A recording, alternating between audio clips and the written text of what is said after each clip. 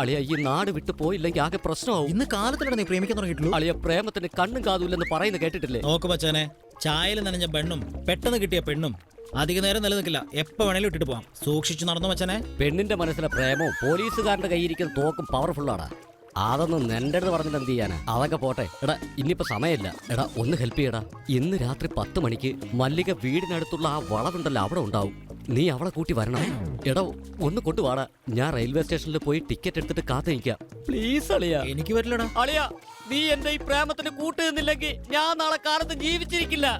അളിയ ഞാനെന്താടാ നവ്യ നായരെയോ മറ്റാരെങ്കിലുമാണോ പ്രേമിച്ചത്? കണ്ണു മൂക്കും നാക്കോക്കുള്ള ഒരു പെണ്ണിനെ അല്ലേടാ. ഞാൻ അത്രമാത്രം അവളെ ഇഷ്ടപ്പെട്ടു പോയില്ലേടാ. എന്റെ പ്രേമത്തിന്റെ മണിച്ചിത്ര താഴ് അതിപ്പോ നിന്റെ കയ്യിലാടാ. എടാ പ്ലീസ് എടാ. നീ ഒന്ന് ആലോചിച്ച് നോക്ക്. ഇതേ കുളത്തില് അന്ന് നിനക്കൊരു 2 വയസ്സ് കാണും. അതെ, ഇപ്പൊ നിനക്കാണ് 2 വയസ്സ്. എന്താ പറഞ്ഞു വരുന്നത്? അന്ന് നിനക്ക് നീന്തൽ അറിയില്ലല്ലോ. മച്ചാനെ ഒന്ന് നിർത്തണം നിന്റെ പുരാണം. ആ പെണ്ണ് രാത്രി പോക്കണം. അത്രേ പൊക്കിക്കൊണ്ടൊന്ന് പണ്ടാരോടങ്ങ. കൂട്ടുകാരാണെങ്കിൽ ഇങ്ങനെ വേണോടാ അളിയ.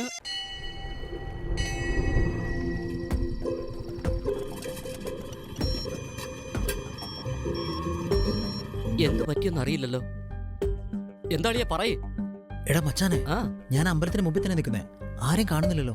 ഞാൻ അവളെ ഒന്ന് വിളിക്കട്ടെ. വീട്ടിൽ നിന്ന് ഇറങ്ങി കാണുമെന്ന്. നീ അവിടെ തന്നെ കാത്തിരിക്കണേ. അവൾ ഉറപ്പായിട്ടും വരും.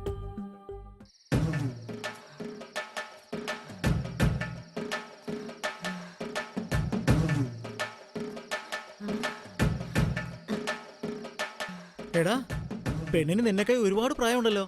അതേടാ, അവക്ക് എന്നെക്കാളും 2-3 വയസ്സ് കൂടുതലാ. 2-3 വയസ്സോ? 2-3 തലമുറ വ്യത്യാസം പോലെ ഉണ്ടല്ലോടാ. പ്രണയത്തിന് വയസ്സ് പ്രധാനമല്ലടാ, മനസ്സാടാ വേണ്ടത്. അതൊക്കെ നിനക്കെങ്ങനെ അറിയാം? നീ കൂട്ടിക്കൊണ്ട് വാ. ഡാ നീ അവളെ കാണുമ്പോഴേ നീ അവളുടെ അങ്ങ് മയങ്ങി പോകരുത്. അവളൊരു പെങ്ങളെ പോലെ നീ കാണണം. എന്ത്? എനിക്ക് വേറെ പെങ്ങളുണ്ട്. അടി വാങ്ങി നീ. കുഴിക്ക് കാല് നീട്ടിയിരിക്കുന്ന വയസ്സ് ഇവളെന്റെ പെങ്ങളാണ്. കുഴപ്പമില്ല, അവൾ എന്റെ കൂടെ തന്നെ ജീവിക്കും. വിധിയെ തടയാൻ പറ്റില്ലല്ലോ.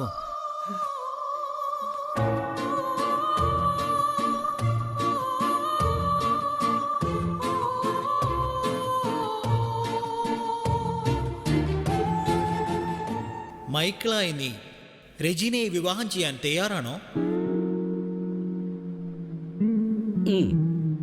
വായി തുറന്നു പറഞ്ഞാട്ടെ.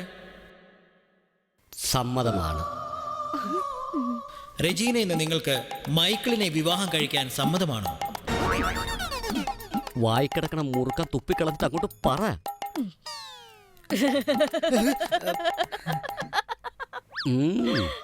പെട്ടെന്ന് റിംഗ് എക്സ്ചേഞ്ച് ചെയ്തിട്ട് സ്ഥലം കാലിയാക്കാൻ മച്ചാനെ.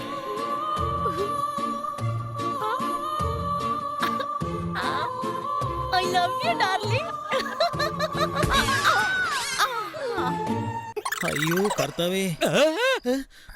എടാ ഇത് കല്യാണം വരേക്കും താങ്ങുമോന്ന് അറിയില്ലല്ലോടാ. അതെല്ലാം നടക്കൂടാ. നീ വാ ഇടയ്ക്ക്.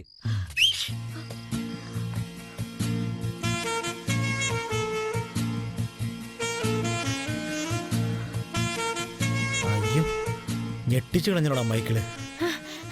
അതെ, ഈ സഞ്ചി മുഴുവൻ പൈസയും സ്വർണ്ണം ഒക്കെ ഉണ്ട്. ആരിലും കാണുന്നതിന് കൂട്ടിക്കൊണ്ട് പോ വേഗം. അതെ, ഒരു മിനിറ്റ് നിന്നേ. എന്റെ മോന്തക്ക് 2 പഞ്ചിട്ടേ. മുത്തശ്ശി, ഞാൻ എങ്ങനെയാ നിങ്ങളെ തല്ലുന്നേ? എന്തിനാണ് ചെറുക്ക പേടിക്കുന്നേ? എന്നെ ഇടിച്ചിട്ട് പോയല്ലേ? കാണുന്നവരോട് എനിക്ക് പറയാലോ, എന്നെ 2 ഇടി ഇടിച്ചിട്ട് അവളെ കൊണ്ട് പോയതാന്ന്. ഇടിക്കടാ. എന്താ വാടാ ആലോചിക്കുന്നേ? ഇടിക്കടാ ചെറുക്ക. ഓക്കെ, അത് ശരിയാ. അയ്യാ എടാ ചെറുക്ക, ദേഷ്യത്തിൽ എങ്ങനെ ഇടിക്കണ്ടെന്ന് അറിയത്തില്ലേ? അമ്മയുടെ കുത്ത്, അപ്പന്റെ കുത്ത്, അപ്പൂപ്പന്റെ കുത്ത്, അമ്മൂമ്മയുടെ കുത്ത്, ഇങ്ങനെ ചുരുട്ടിയിട്ടത് ഇങ്ങനെ ഒരൊറ്റ ഇടി.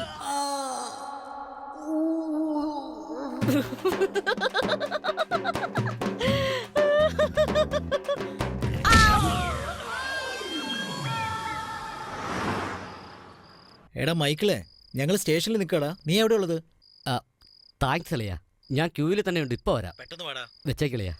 കഴിവുള്ള വീട്ടിൽ സൗകര്യത്തോടുകൂടി ജീവിച്ച പെണ്ണ് സിറ്റിയിൽ പോയി 2000 രൂപ വാടകയ്ക്ക് ആസ്ബറ്റോസ് ഇട്ട വീട്ടിൽ താമസിക്കാൻ പോകുന്നു. ആ വീട്ടിലാണെങ്കിൽ അവന് വേറൊരു ഫ്രണ്ട് കൂടി താമസിക്കാനുണ്ട്. മുറിയുടെ നടുക്കൊരു ചെറിയൊരു തുണി ഇട്ടിട്ടുണ്ടാവും. അതിലാണെങ്കിൽ ധാരാളം ഓട്ടകൾ. നിങ്ങൾ രണ്ടുപേരും തനിയിരിക്കുമ്പോൾ ആ ഫ്രണ്ട് കാണാനുള്ള സാധ്യതയുണ്ട്. അതുമാത്രമല്ല മോളെ, ആ ഹൗസ് ഓണർ ആണെങ്കിൽ വാടക കൊടുത്തില്ലെങ്കിൽ ക്രൂരമായി മർദ്ദിക്കും. 3 മാസമായിട്ടും വാടക തരാൻ നിന്റെ കൈ കാശില്ല. നിന്നെ പോലുള്ള തെണ്ടികൾക്കെല്ലാം ഒരു കുടുംബം, ഒരു ഭാര്യ, നാണമില്ലാത്തവനെ.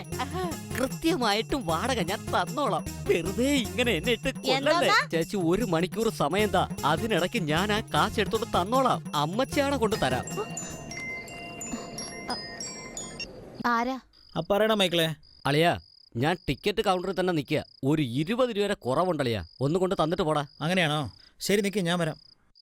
എന്താ? ടിക്കറ്റ് എടുക്കാൻ 20 രൂപ കുറവാണ് പോലും. ഞാൻ പോയി കൊടുത്തിട്ട് വരാട്ടോ. ഒരു മിനിറ്റ്.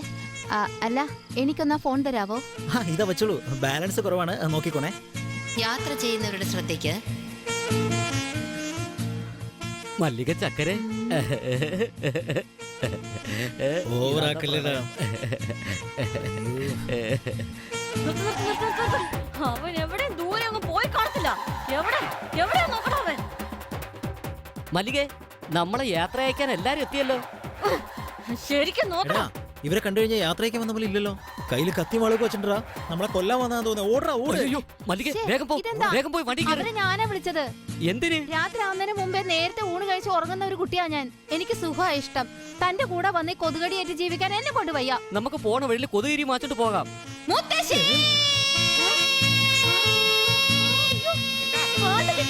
ആണ്ട് നമ്മുടെ പെണ്ണിനെ കൊണ്ട് അവൻ നിൽക്കുന്നു. എന്റെ മോന്റെ കെട്ടിൽ പോയി തേണ്ടി ആണ്ട് നിൽക്കുന്നു. ഞങ്ങൾക്ക് 2 പേരുടെ ടിക്കറ്റ് എല്ലാം കൂടെ എന്തിനാ ഓടുന്നത്? നീ ചെയ്ത ഒരു നല്ല കാര്യമാണ്. ഒരു ചെന്നായുടെ അടുത്തുനിന്ന് ഒരു ആട്ടുംകുട്ടിയെ രക്ഷപ്പെടുത്തിയില്ലേ? ഒരു എലിയുടെ മുന്നിൽ നിന്ന് ഒരു വടയെ രക്ഷിച്ചില്ലേ? ആ മരക്കഴുതെങ്ങാനും അവളെ കെട്ടിയിരുന്നെങ്കിൽ കയ്യിലൊരു കുഞ്ഞിനെയും കൊടുത്തിട്ട് ബസ് സ്റ്റാൻഡ് തോറും അവള് തെണ്ടി നടക്കുമായിരുന്നു. നീ രക്ഷകനാടാ അനിയ, രക്ഷകൻ. നിന്നെ പോലെ ഒരുത്തരം ഞാൻ കണ്ടിട്ടേ ഇല്ല അനിയ. എടാ വെള്ളത്തിൽ നീന്തുന്ന പന്നി, എന്നെ കുറിച്ച് ഒന്നും അറിയാതെ നീ എന്തൊക്കെയാടാ പറഞ്ഞത്? ചെന്നായെന്നും എലിയെന്നും ഒക്കെ നീ എന്നെ വിളിച്ചില്ലേടാ മരമാക്രി. എന്നെ പോലെ ഒരു കറുത്ത ഒരുത്തൻ ഒരു പെണ്ണിനെ പ്രേമിക്കുന്നത് കഷ്ടപ്പാടാന്നറിയില്ലടാ. 916 ഗോൾഡ് പോലുള്ള ഒരു പെണ്ണിനെ പ്രേമിക്കുന്നത് പാടാന്നറിയില്ലടാ. അവൾ എന്റെ കൂടെ വന്നിരുന്നെങ്കിൽ താഴത്തെ ബെർത്തിൽ വെച്ച് താലി കെട്ടി മുകളിലത്തെ ബെർത്തിൽ വെച്ച് ഫസ്റ്റ് നൈറ്റും ആഘോഷിക്കുമായിരുന്നു. ആ എന്നെയാണാ നീ ഇങ്ങനെ ഇട്ട് കളിക്കില്ലേ? കൊന്നുകളയും ഞാൻ.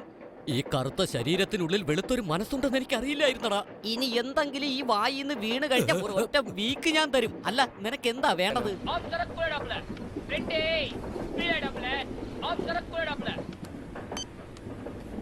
ഇതെനിക്ക് വേണോ അനിയ? ഓടുന്ന ട്രെയിനിൽ എങ്ങനെ കിട്ടുന്നത്? എന്റെ കണക്ക് കൂട്ടലുകളൊന്നും തെറ്റില്ല. ഇനി അടുത്ത സ്റ്റേഷനിൽ ഈ വണ്ടി നിൽക്കും, അതും 2 മിനിറ്റ് കാണും. വണ്ടി നിന്നാ ഉടനെ തന്നെ നീ പ്ലാറ്റ്ഫോമിൽ ഇറങ്ങി നേരെ ഓടണം. നീ ഓടുന്ന വഴിക്ക് തന്നെ ഒരു ഇരുമ്പ് പാലമുണ്ട്. ആ പാലത്തിന്റെ ലെഫ്റ്റിൽ മെയിൻ റോഡുണ്ട്. റൈറ്റിലേക്ക് നോക്കിയാൽ ഒരു താടി വെച്ച കിളവൻ ഒരു കടയുണ്ട്. അതിന്റെ തൊട്ടടുത്താണ് ബിവറേജ്. കൗണ്ടറിൽ കാശ് കൊടുത്താൽ ഏത് ബ്രാൻഡ് അവർ തന്നാലും അതും വാങ്ങി നീ നേരെ ഓടിയാൽ ഓടി വരുമ്പോ തന്നെ ട്രെയിൻ പുറപ്പെട്ടിരിക്കും. ലാസ്റ്റ് കമ്പാർട്ട്മെന്റിൽ തന്നെ നീ ചാടി കയറണം. ഞങ്ങൾ അവിടെ വന്ന് നിന്നെ പിക്ക് ചെയ്തോളാം. നോക്ക്, ഞാൻ പറയുന്ന ടൈമിംഗിൽ എന്തെങ്കിലും മിസ്സിംഗ് വന്നാൽ ഈ ട്രെയിൻ നിനക്ക് മിസ്സാവും. എന്റെ വിറയിലും കൂടും. ഇതാ 250 രൂപയുണ്ട്. ഒരു OPR എങ്കിലും എടുത്തിട്ട് പ്രായമൊക്കെ എത്ര ആയില്ലേ? വെള്ളം അടിച്ചാലേ പറ്റുവാളാ.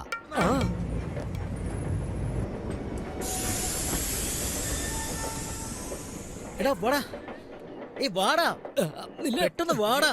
അയ്യോ അളിയ, തല കറക്കുന്നടാ എനിക്ക്. നീ പോയിട്ട് വാളിയാ.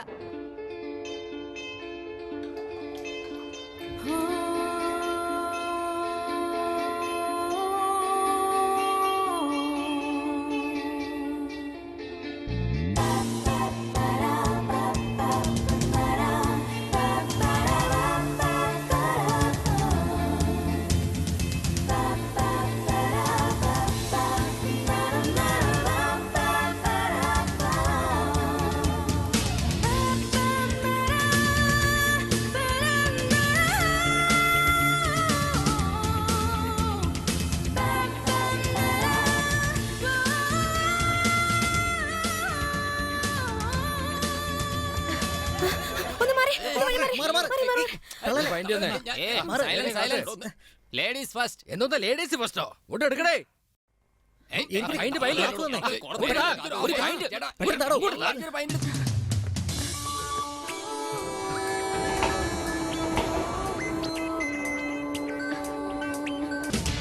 വാടാ, വാ വാ വാ, കൈ കൊട്, കൈ കൊട്, വാ വാടാ, ഓട് ഓട്, വാ വാ വാ വാ, വേഗം വാ, ഓടി വാ, വേഗം വേഗം, കൈ കൊട്.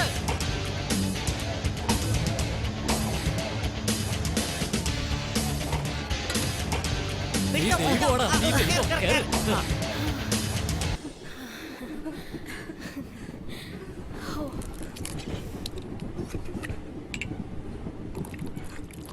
ഇപ്പോഴും ഞാൻ പറയാറുണ്ട് വളരെ സൂക്ഷിക്കണമെന്ന്. ഇനിയിപ്പോ പേടിക്കേണ്ട ആവശ്യമില്ല, ഞങ്ങളൊക്കെ ഉണ്ടല്ലോ. തണുപ്പ് കയറി ജെന്നി പിടിച്ചതാ, സാരമില്ല, നോക്കാം നമുക്ക്. ആന്റി, ഞാൻ എല്ലായിടത്തും മെഡിക്കൽ ഷോപ്പ് നോക്കി, എവിടെയും കണ്ടില്ല. ഇവളുടെ ബോഡി ആകെ തണുപ്പാ, നന്നായിട്ട് വരയ്ക്കുന്നുണ്ട്. ചൂടാക്കിയില്ലെങ്കിൽ ഫിക്സ് വരും. ജെന്നി പ്ലീസ് മോളെ, ഇത് കഴിക്കും. വേഗം അത് കുടിക്കും. എനിക്ക് Jenny, aunty body heat control ആവുന്നുണ്ട്. ഇനി 10 മിനിറ്റിൽ അടുത്ത സ്റ്റേഷനിലെത്തും. ഞാൻ ആംബുലൻസ് വിളിച്ചു പറഞ്ഞിട്ടുണ്ട്. നമുക്ക് അവളെ ഹോസ്പിറ്റലിൽ കൊണ്ടുപോവാം. Jenny don't worry.